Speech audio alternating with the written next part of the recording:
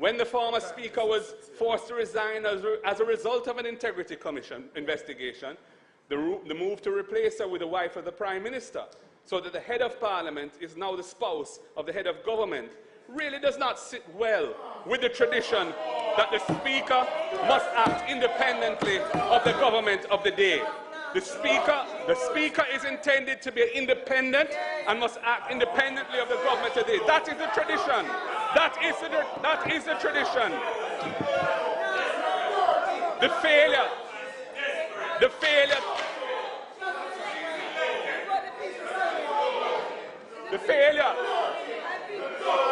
Mr. Speaker.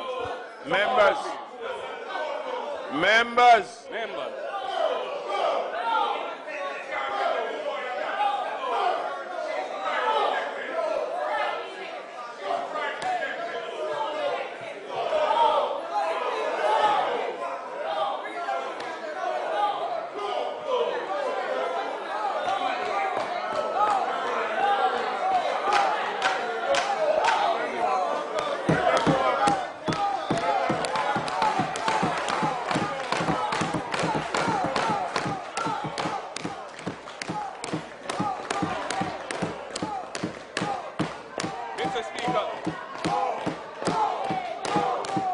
The Prime Minister chose to walk out and was left the Parliament without a quorum.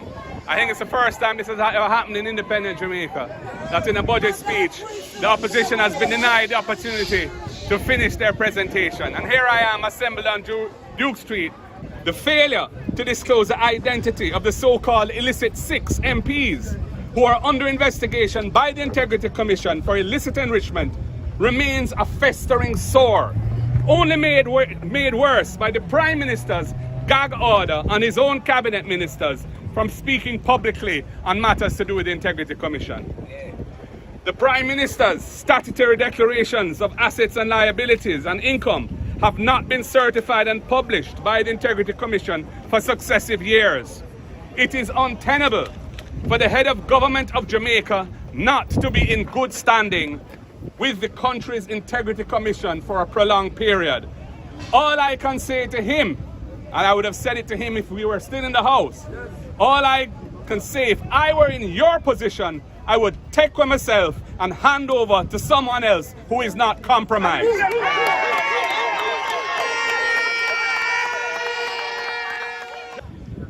Jamaica is crying out for change in this area. This is why I have identified an entire cluster of portfolios within our own governance structure to address the now desperate area of transparent and accountable governance.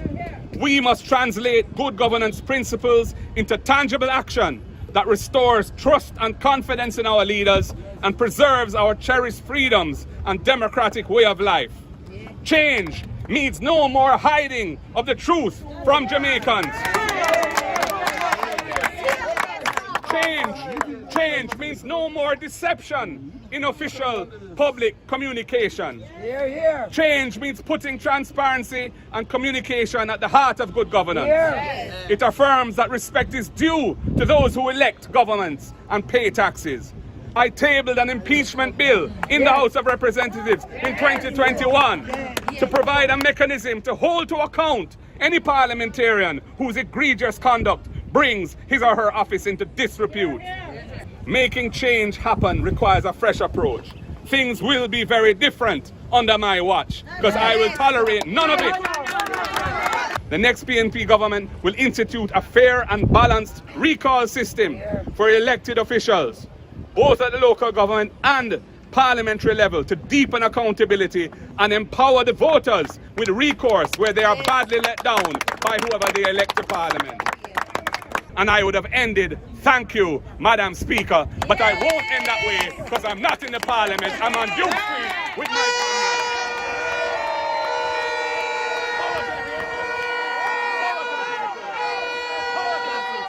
The trumpet has sounded, my countrymen all, awake from your slumber and answer the call. The torch has been lighted, the dawn is at hand. Who joins in the fight for his own native land? Land of my birth, I pray soon be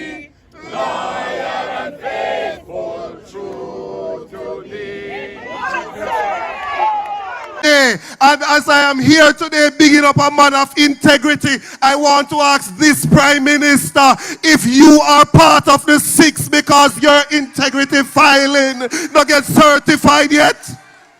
This is a party with leaders with integrity.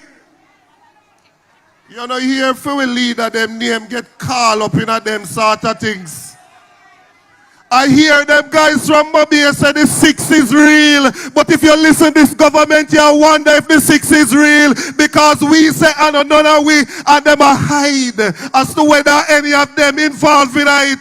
I have talked to them far and wide and have not yet heard of anybody. But there is a gag clause because we don't want you to talk about it. Wise up. You know what the truth is. The stinking truth, as Senator Floyd Morris called it.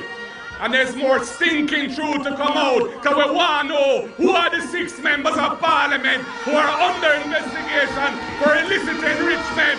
Don't hide it. Tell it on your Holness. I know, say you know who them. That's one Darrell Vaz knows the Labour right talk to it to them. As a matter of fact, Darrell, for sure it's a Labour right talk to me. A Labour right called me this morning and said, I'm going to Brace River, I must dig up Andrew Holness, Julian Holness, Andrew Wheatley, Everall Warmington, Bobby Montague, and Floyd Green. He said a 6 name, me we must interpret what we want from that.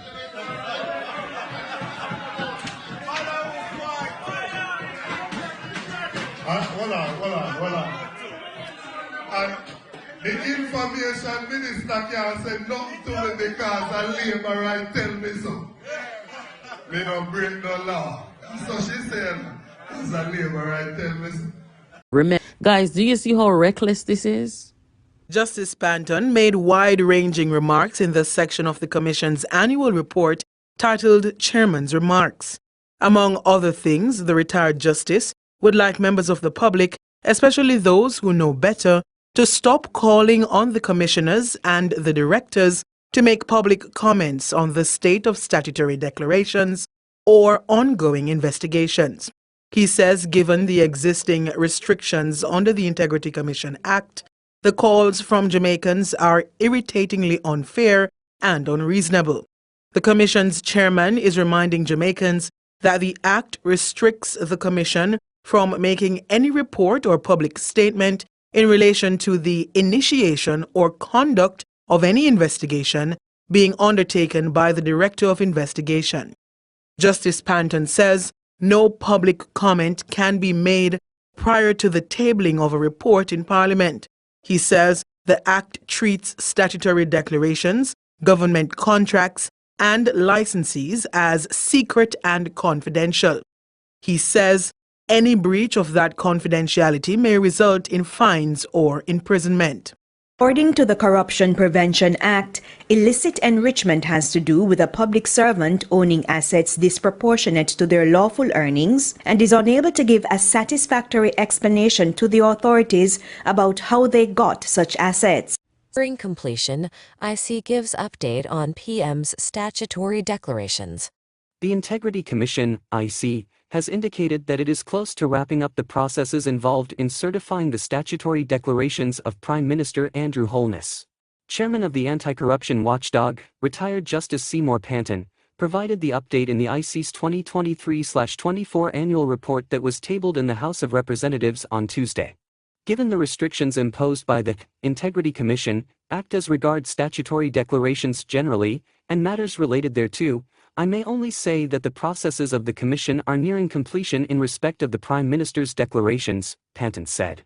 The Prime Minister, Holness, has faced criticism, in particular from Golding, over the non-certification of his statutory declarations. In May, he told the Prime Minister that his uncertified declarations disqualified him. There's a state of emergency in terms of corruption in this country. 6 members of Parliament investigated for illicit enrichment. And the party from whence they came will not put their names forward and tell the people who they are. Their leader, who I've called on to name them, instead has put a gag order on his cabinet so that they cannot talk about anything to do with the Integrity Commission. his own annual declarations cannot be certified. That is a state of emergency in governance in this country, and it is time to run them out and restore Jamaica's democracy to decency based on integrity, based on a love and care for the people. Our sources close to the Commission say on August 30 this year, its Director of Investigations, Kevin Stevenson, recommended that consideration be given to charging the Prime Minister for the monies located in 4 accounts at Scotiabank belonging to his father, mother, and a former constituency office manager. 2 of the accounts belong to his mother. 1 belongs to his father, and the other to the former constituency office manager. At the time of the probe by the Integrity Commission, the first account for his mother held a balance of approximately 300,000 Jamaican dollars.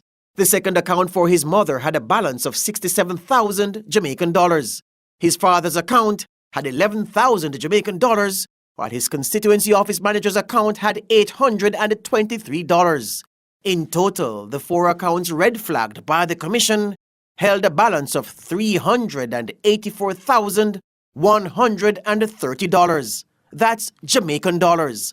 The Prime Minister told the Commission he had no personal knowledge of the funds in the 4 accounts. He told the Commission that his name was added to the bank accounts as an emergency contact and he had no direct interaction or knowledge of monies in the accounts.